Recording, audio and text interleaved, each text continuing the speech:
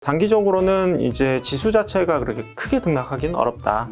내년 1분기 정도를 좀 저점으로 해서 이제 회복할 가능성은 좀 높지 않을까라고 좀 보고 있는데요. 왜요? 예, 그 이유가 뭐냐면은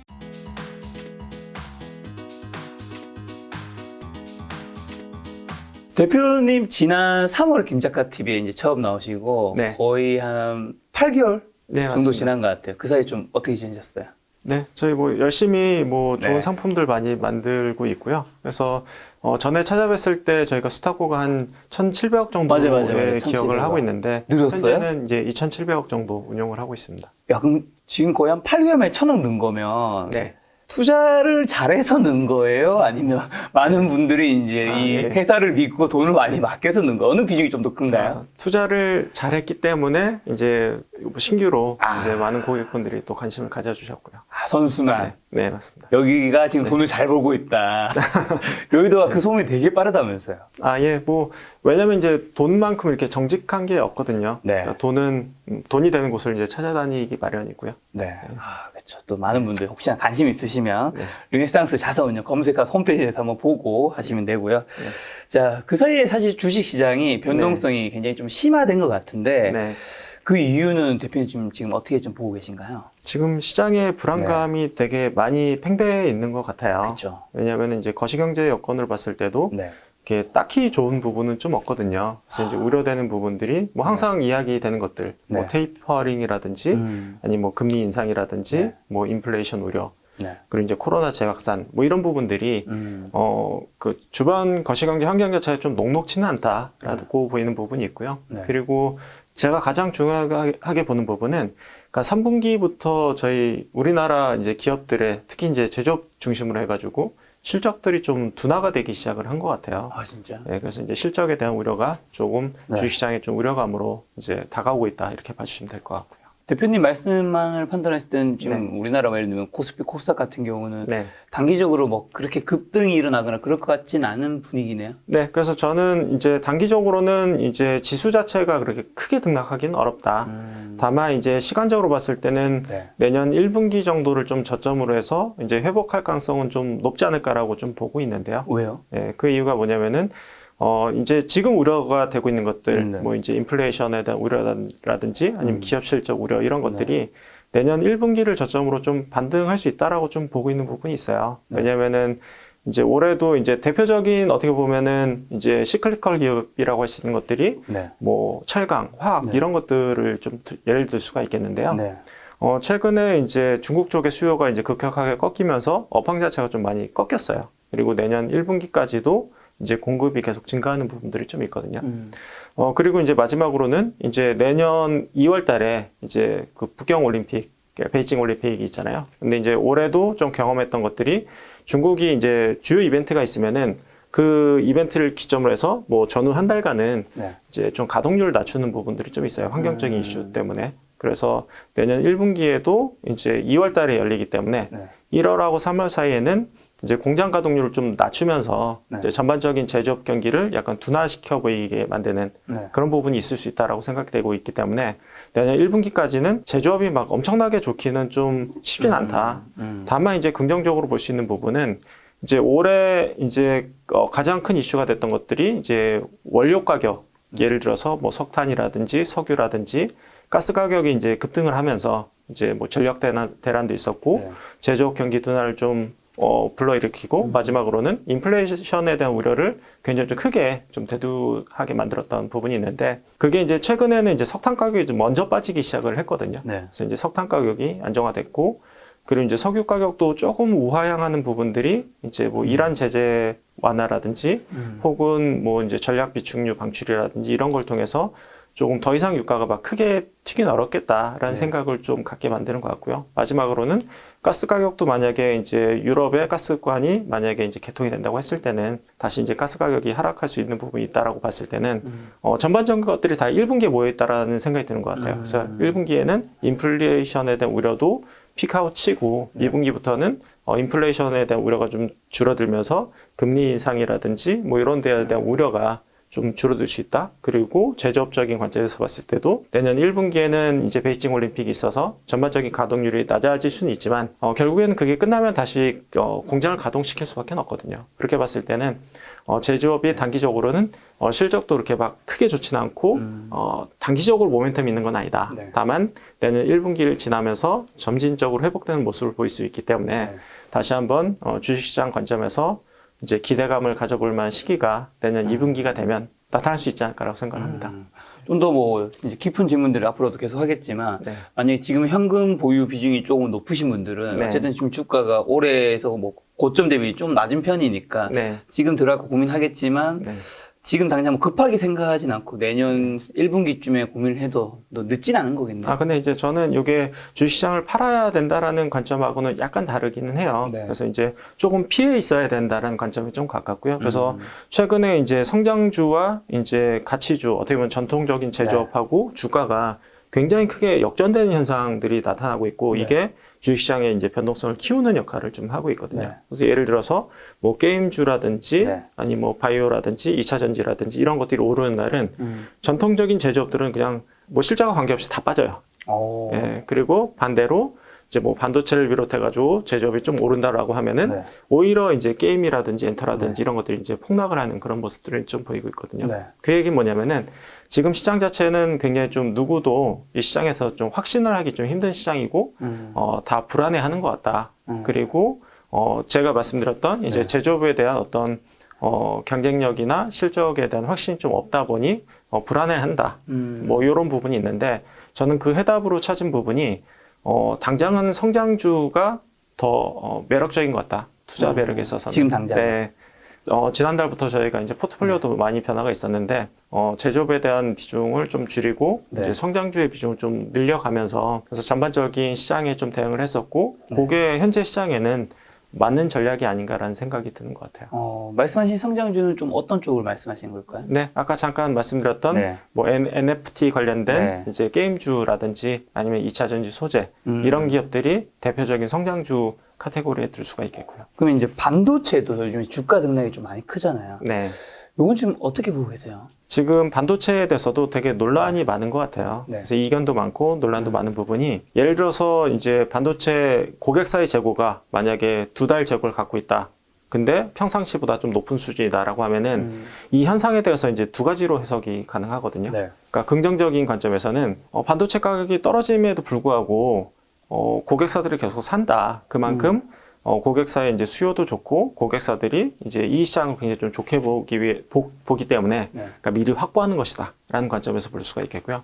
또 한 가지 관점은 지금 재고가 많음에도 불구하고 쟁여놓는 거는 1분기 이제 비수기를 대비해서 미리 사놓고 1분기에는 안 살 거기 때문에 1분기에는 반도체 가격이 더 급락할 수도 있다. 이 두 가지 관점으로 볼 수가 있겠거든요. 네. 그래서 이제 물이 반이 찼으면은 반이나 있네, 아니면 반밖에 없네 이렇게 얘기할 수 있듯이 네. 반도체도 이제 두 가지 관점에서 지금 모든 팩터들을 다 해석할 수 있다 보니 네. 이게 팽배하게 좀 맞서고 있는 것 같아요. 근데 이게 개인들뿐만 아니라 뭐 애널리스트, 펀드 매니저 다 의견이 다 갈리고 어떤 사람은 이건 수요가 굉장히 좋은 거다. 어떤 사람은 이거는 페이크다. 이거 잘못된 신호고 네. 1분기에는 엄청난 이제 겨울이 올 거다. 이렇게 해석하는 부분들도 좀 있거든요. 그래서 최근에 이제 반도체들이 굉장히 등락을 거듭하는 거는 그러한 어떤 노이즈들이 좀 존재한다라고 보이고 있고 그리고 이제 그 등락을 거듭하는데 그 등락폭이 굉장히 좀 크거든요. 네네. 근데 그 이유가 뭐냐면은 기관들은 반도체를 만약에 못 따라갔을 때 어떤 타격이 굉장히 좀 커요. 예를 들어서 지수 비중이 뭐 네네. 30%가 넘는데 네. 내가 반도체를 안 갖고 있는데 반도체 주식이 올랐다라고 하면은 내가 엄청나게 시장을 이제 언더퍼폼할 수밖에 그쵸. 없는 부분들이 좀 있거든요. 그래서 펀드 매니저들이 삼성전자 가지고 있을 수밖에 없는. 네, 그렇죠. 뭐. 그래서 지금 그 불안 심리가 굉장히 크게 달해 있다. 근데 여기에 대한 업황에 대한 어떤 관점은 네. 되게 엇갈리거나 되게 혼재되어 있다. 이렇게 이해를 하면 좋을 것 같아요. 자, 엇갈리는 거는 뭐 다 알고 있지만 네. 중요한 건 그거죠. 대표님 생각은 어떤가요? 그래서 저는 모른다예요. 진짜 모른다? 결론적으로 모른다. 왜냐면은 내년 그 1분기 때 반도체 가격 하락률이 네. 보통 한 15% 정도 반도체 가격이 빠질 걸로 좀 보고 있어요. 네. 근데 만약에 최근 나온 얘기는 마이너스 10% 정도에 좀 진정되는 거 아니냐라는 쪽으로 좀 이야기가 나오고 있거든요. 네. 근데 마이너스 10%다라고 확신이 들면은 지금이라도 사야 되고요. 근데 마이너스 15% 이상 빠진다라고 하면은 지금이라도 열심히 팔아야 되는 상황이에요. 근데 이게 누구도 지금 확신할 수 있는 상황은 아닌 것 같아요. 근데 저는 보수적으로 봤을 때는 이거를 예단하기가 되게 힘들다. 뭐 내가 어느 쪽으로도 확신이 있으면 내가 어떤 액션을 취하겠지만 지금은 그 두 가지 의견 다 사실 일리가 있어요. 네. 예, 다 뭐 근거들이 있고 네. 그렇기 때문에 저는 어느 쪽으로도 사실 손을 들어줄 수 없기 때문에 특별히 예를 들어서 삼성전자나 SK 하이닉스에 대한 비중을 가져가진 않고 있어요.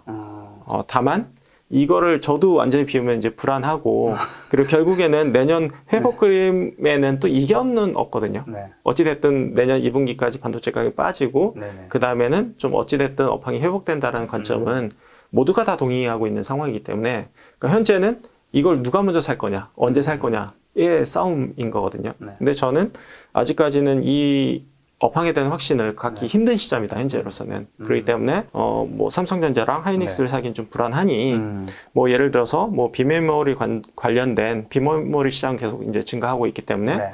거기에 관련된 이제 뭐 설비 투자 관련 주식이라든지, 아니면 소재라든지, 아니면 이제 국산화가 가능한 업체라든지, 뭐, 이제 고객사를 늘려나간다든지, 뭐, 이런 이제 고유의 이제 자체적인 어떤 역량이 있어서 네. 이제 시장을 좀 늘려나갈 수 있는 애들을 열심히 찾고 네. 그런 애들은 저는 이제 비중을 계속 늘려나가고 있어요. 근데 삼성전자, 뭐 SK 하이닉스 같은 반도체 쪽은 네, 제가 업황에 대한 확신이 더 있어야 되는데 네. 그 확신은 지금은 누구도 사실 예단의 영역이지 확실하게 이야기할 수는 없다. 한마디로 투자 판단을 못 내리기 때문에 투자 비중을 늘릴 수는 없다. 네. 그렇다면 많은 분들이 아무래도 워낙 큰 종목들이 또 많은 분들이 네. 가지고 있는 거니까 네. 그런 걸 좀 확신할 수 있는 좋은 쪽이든 나쁜 쪽이든 시그널은 이게 네. 어쨌든 어쨌든 방향을 보고 난 다음에 들어가자라는 거잖아요. 네, 그렇죠. 그런 걸 볼 수 있는 것들은 뭐가 있을까요? 결국엔 반도체 가격이죠. 가격이 네, 오르면? 네, 가격이 오르면이 아니고요. 네. 그러니까 내년 2분기까지는 무조건 빠진다예요. 네. 예, 빠지는데 그 빠지는 폭이 네. 예를 들어서 5%냐, 10%냐, 15%냐에 따라서 네. 달라지는 부분이 있고, 그리고 저는 이제 올해 2월 3월달까지도 네. 삼성전자 하이닉스를 갖고 있었어요. 왜냐면 이제 반도체 가격이 계속 상향 트렌드에 있었고, 이게 좀 더 지속될 것이다라고 생각을 했었는데, 그때 팔았던 이유는, 그러니까 1년 동안 좋아질 만한 것들이 거의 올해 그러니까 1분기 초에 네. 이미 네. 주가가 이미 다 올라버렸거든요. 그래서 1년치를 이미 다 반영을 했으니, 네. 업황이 좋아져도 기대할 부분이 크진 않겠다라고 팔았고 네. 그리고 올해 3분기부터는 삼성전자에 대해서 약간은 불안하다라는 쪽으로 말씀을 드렸던 부분이 그러니까 반도체 가격이 슬금슬금 빠지는 모습을 좀 보이기 시작을 했었어요. 사실 3분기부터. 그래서 사실 삼성전자의 장기적인 그림은 어찌됐든 성장하는 건 맞지만 네. 단기적으로 봤을 때는 사이클이 있는 기업이고 그 반도체 업황에 따라서 움직일 수밖에 없다. 근데 올해 이제 3분기 때는 반도체 특히나 이제 서버용 디램 위주로 해가지고 가격이 슬금슬금 빠지는 모습을 보였고 그래서 저는 확신할 수가 없다. 좀 부정적으로 좀 보인다라고 이제 조금 생각했던 부분들이 좀 있고요. 근데 만약에 내년이 됐는데 반도체 가격이 안 빠진다. 네. 그럼 저는 그때 되면은 살 수도 있겠죠. 어찌됐든 그 반도체 가격이 가장 중요한 팩터고, 가장 중요한 예, 팩터. 그걸 살펴볼 것 같아요. 아까 이제 제조업이 네. 1분기 때 좀 저점으로 회복될 걸로 보인다고 말씀드렸었는데, 그렇죠. 반도체도 어찌됐든 가장 저점은 1분기라고 보고는 있어요.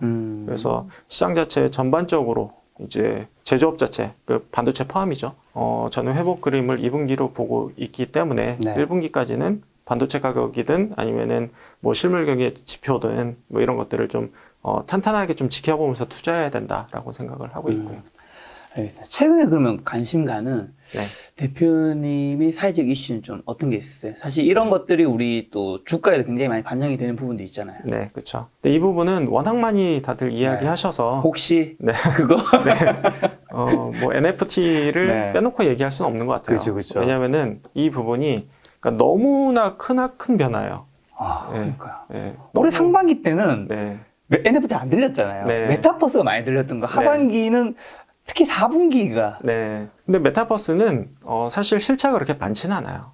뭐 예를 들어서 뭐 AI를 만들었다. 뭐 해도 네. 이제 그게 이제 수익으로 연결시키기 위해서는 그러니까 큰 돈을 만들어야 되는데 그게 이제 큰 돈이 될 만한 것들이 아직까지 보이지는 않고요. 그리고 이제 메타버스 관련된 주식들도 실제로 메타버스라고 할 수 있는 어떤 매출이나 이익 비중이 매우 그 작은 상황이에요. 그래서 테마로서 오르긴 했지만 관련된 주식들은 저는 상당히 조심할 필요가 있다.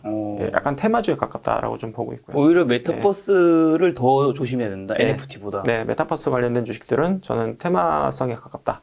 이렇게 좀 보고 있고요. NFT는요? NFT는 현실적으로 다가오고 있다. 아 진짜요? NFT가 요즘에 또 거품 아니냐 이런 논란도 되게 많던데. 근데 저는 아주 시작에 불과한 것 같아요. 아 진짜요? 예, 왜요? 예, 왜냐면은 네네. 이게 사람들이 예를 들어서 뭐 맞벌이 부부인데 네. 이제 서로 이제 시간을 내서 예를 들어서 하루에 2시간씩 게임을 해서 예를 들어서 한 달 동안 80만 원을 벌 수 있다고 하면 네. 여기서 신규로 들어오는 가입자들이 엄청 많지 않을까요? 게임하는 네네. 이제 인구들이 엄청나게 늘 수가 있겠죠. 게다가 이제 초기에 이제 네. 그런 P2E 게임 같은 경우에는 네. 이제 초기에 이제 돈을 좀 투자를 해야 돼요. 그래서 이제 캐릭터를 사고 그 캐릭터를 키우고 그러므로 인해서 그걸 다시 현금화하고 이런 과정을 겪게 되거든요. 그러니까 기존에는 없던 비즈니스가 생겼다라고 보면 될 것 같고요. 그리고 이제 기존 전체적인 게임 시장에서 뭐 P2E라는 게임이 차지하는 비중이 보통 한 1% 정도밖에 안 된다고 얘기를 하거든요. 그러면은 성장 잠재력이 이제 무궁무진하다라고 보면 될 것 같은데, 제가 주목하는 포인트는 이게 그 코인하고 연결되어 있다는 부분이 되게 네. 재미있게 보고 있어요. 예를 들어서 뭐 A라는 기업이 이제 네. 코인을 만들어서 네. 이제 그 코인으로 거래가 되게끔 네. 이제 게임을 설계를 하면 네. 사람들이 그 코인을 많이 거래를 하겠죠. 네. 근데 예를 들어서 A라는 회사가 이제 코인의 시가총액을 봤을 때 네. 2조라는 이제 시가총액 형성이 됐어요. 그 코인에. 근데 그 회사가 상당 부분의 그 코인을 또 본인들이 갖고 있다라는 거죠. 그러면은 그 코인의 시가총액이 2조였으면은 뭐 극단적으로 얘기하면 1조 몇천억이 그냥 내가 그 없는 돈을 그냥 찍어낸 거나 마찬가지 효과가 발생할 수가 있어요. 게다가 만약에 그 회사의 이제 코인이 플랫폼화가 돼가지고 네. 다른 게임 회사들도 그 코인으로 거래를 해서 네. 그 시가총액이 만약에 4조가 간다, 10조가 간다라고 하면은 그 기하급수적으로 그 회사가 가져갈 수 있는 수익 자체가 늘어날 수가 있거든요. 그래서 게임 하나 만들어서 그냥 벌어들인 이익이 아니라 그냥 그와 연계된 코인을 만들었는데 그 코인을 상당 부분 그 회사가 갖고 있고 그 코인의 가격은 계속해서 상승한다라고 봤을 때는 정말 수조 원이 아니라 수십조 원을 갑자기 그 회사가 돈을 가져갈 수도 있는 상황이 발생할 수 있거든요. 근데 그게 굉장히 현실적으로 좀 보여지고 있다. 네. 그거는 이제 뭐 약간 뭐 그 필리핀이라든지 약간 소득순위 낮은 국가들에서 먼저 나타났고요, 사실은. 굉장히 화두가 됐고 핫한 이제 상황이 됐고, 왜냐면 이제 그들은 예를 들어서 월급이 이제 100만 원인데 그 게임만 돌려도 월 100만 원을 벌 수 있다고 하면 뭐 일을 할 필요가 없는 거겠죠. 다 하겠죠. 예, 그래서 이제 그 시장이 엄청나게 커졌고, 근데 그 시장이 점점 옮겨오고 있는 상황인 거죠. 그래서 이 시장 자체가 저는 이제 완전 초기에 불과하고 네. 엄청난 잠재력을 갖고 있다. 그래서 이제 뭐 코인 같은 경우에는 굉장히 큰 어닝 잠재력. 어떻게 보면은 네. 한 그냥 기업체가 그냥 발권력을 가지는 네. 화폐를 찍어낼 수 있는 뭐 그런 상황이 됐다. 그래서 이 변화는 정말 너무너무 큰 변화고 네. 앞으로 굉장히 커질 수밖에 없다라고 좀 보고 있어요. 다만 네. 이런 회사들의 주식은 엄청나게 변동성이 클 수밖에 없을 것 같아요. 그쵸. 예, 그래서 예를 들어서 본인 이제 자산이 100이다라고 하면은 저도 100을 투자하는 건 아니에요. 이런 주식들이나 뭐 이런 것들은 이제 옵션에 해당되는 부분이기 때문에 안 가져갈 수는 없다. 너무 초기 시장이고 이제 커질 게 뻔히 눈에 보이기 때문에 가져가는 게 맞다. 다만 네. 전체적인 비중 차원에서는 좀 고민이 좀 필요하긴 하다. 변동성은 좀 감안해야 된다. 이렇게 봐야 될 것 같아요. 근데 NFT 게임 말고도 엔터랑 또 예술품 쪽도 관련이 있잖아요. 네. 엔터 근데 쪽은 이 포텐셜이 그냥 말도 안 되게 좀 차이가 나는 것 같아요. 왜요? 예. 왜냐면은 게임은 사실 이제 기존에도 이제 게임 아이템 거래만 하더라도 이제 뭐 수백억, 수천억으로 돈을 버는 부분들이 좀 있거든요. 근데 예를 들어서 저는 이게 굉장히 파워풀한 부분이 특히나 이제 MMORPG 게임에 파워풀하다라고 좀 보고 있는데 네. 예를 들어서 뭐 리니지 게임을 했는데 거기서 이제 내가 1,000만 원을 들여야지 그 아이템을 뽑을 수 있다라고 하면은 내가 그 확률이 될지 안 될지 모르는데 1,000만 원을 투자해서 이 아이템을 뽑느니 그냥 1,000만 원 주고 사는 게 더 날 수도 있거든요. 그렇죠, 그렇죠, 그렇죠. 근데 기존에는 이게 현금 거래가 이제 불법이기 때문에 이게 되게 좀 애매했어요. 아, 그러니까 실제로 1,000만 원의 가치가 있는데 네, 이게 예를 들면 한 100만 원, 200만 원 가치밖에 못 받았던 거죠. 네, 근데 이제는 NFT가 되면은 이거를 1,000만 원에 가까운, 예를 들어서 뭐 한 800만 원, 이 정도로 이제 현금화 파워가 커지기 때문에 시장 자체가 기존에도 컸지만 엄청나게 더 커진다라고 봐야 될 것 같고, 다만 이제 뭐 예를 들어서 뭐 BTS의 네. 동영상이나 사진을 이제 NFT로 거래를 한다라고 했을 때는 그게 이제 너무 많이 찍어내도 이제 희소성이 떨어지는 부분이 있고, 그리고 이 찍어낸 NFT를 바탕으로 해서 이제 기획사가 너무 많이 돈을 벌어도 네, 어떻게 보면 자기 고객한테 돈을 삥 뜯는 네. 이제 상황이 될 수 있는 괜찮으시겠어요, 거죠. 멘트사들? 그래서 예를 들면은 여러분, 제 의견 아니에요. BTS 동영상을 1억에 팔았다. 그러면은 좀 아리까리 하잖아요. 예, 그 기획사가 이제 다 가져가는 건데, 그래서 기획사가 이거를 막 무한정 찍어내기도 힘들 뿐만 아니라 찍어내더라도 그 이익에 대한 어닝에 대한 파워가 뭐 생각보다 그렇게 크진 않을 수도 있다라는 관점에서 좀 볼 필요는 있을 것 같고요. 그 그림도 마찬가지라고 좀 보고 있어요. 왜냐면 실물 그림이 아니라 이제 뭐 온라인상에 이제 디지털화된 그림을 과연 얼마만큼 고객들이 수용을 해줄까. 뭐 지금까지는 이제 워낙 글로벌하게 이제 뭐 자금이 좀 넘치다 보니 뭐 거래가 된 것들이 많이 있긴 하지만 과연 뭐 게임만큼 그 시장이 폭발적으로 성장하거나 클 수 있을까에 대해서는 지켜봐야 된다. 근데 이제 제가 말씀드린 부분은 그러니까 미래의 얘기이기 때문에 그냥 제 생각에 좀 불과할 수는 있을 것 같아요. NFT에서는 게임 섹터가 가장 그래도 네, 가장 현실성이 있고 네. 가장 시장이 폭발적으로 네. 이제 클 것 같다. 이렇게 보이는 것 같아요. 그럼 그런 의견은 또 어떻게 생각하세요? NFT 요즘 뭐 거품도 많고 그다음에 이게 무슨 효용성이냐 뭐 NFT 하면서 뭐 어떤 이미지 하나 있고 이게 뭐 수십억 수백억 이렇게 생각하시는 분도 많잖아요. 네, 그렇죠. 대표님 조금 다르게 생각하는 건가요? 원래 저도 이제 그 코인을 그렇게 좋아하진 않았어요. 그러니까 가치 투자자시니까. 네, 왜냐면 이제 가상 자산인데 실물 자산의 가치와 비교했을 때 이걸 어떻게 평가해야 될지에 대해서 고민이 좀 많았거든요. 네. 그래서 저도 이제 기존에 이제 코인에 대해서는 약간 부정적인 부분이 있었는데 NFT가 나오면서 이거는 그 태그가 붙기 때문에 이 소유권도 확실하게 보장을 할 수가 있고 그리고 가상 자산하고 어차피 가상 자산하고 교환을 하게 되면은 이게 뭐가 문제가 되지라는 생각이 드는 거죠. 그러니까 이제 기존의 코인에 대해서는 그러니까 사용처가 좀 애매하다. 이거 물건을 살 수도 있는 것도 아니고, 뭐 약간 어떤 뭐 실물 자산하고 연결도 안 되고, 밸류에이션도 안 되고, 뭐 이런 문제가 있었다고 하면은 지금은 이제 가상자산까지 이제 끼리의 거래라고 했을 때는 이게 사실 궁합도 잘 맞고 이게 크게 이상하게 볼 게 없다. NFT를 살 수 있는 화폐가 되는 거네요. 네, 그렇죠. 네. 어차피 가상자산인데 이게 물물 교환이 되는 부분이 있고 그러면은 이게 이상한가? 이상하지 않은데 드디어 이제 코인의 활용처가 이제 생긴 걸로 딱 보이는 거죠. 그럼 그렇게 되면서 대표님이 코인에 대한 생각은 조금 긍정적으로 바뀌었겠네요?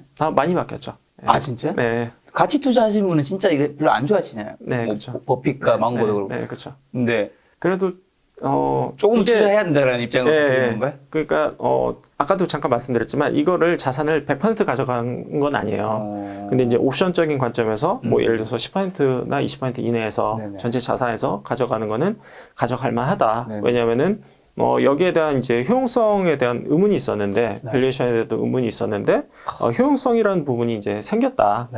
이 활용처가 생겼기 때문에 여기에 대해서는 이제 다시 바라볼 필요가 있다라고 생각을 하는 거죠. 좀 가치 투자하시는 자산운용사 대표님 중에서 코인 이렇게 조금 이제 생각이 바뀌신 분을 처음 봐가지고 대부분 이거 잘 안 바뀌시더라고요.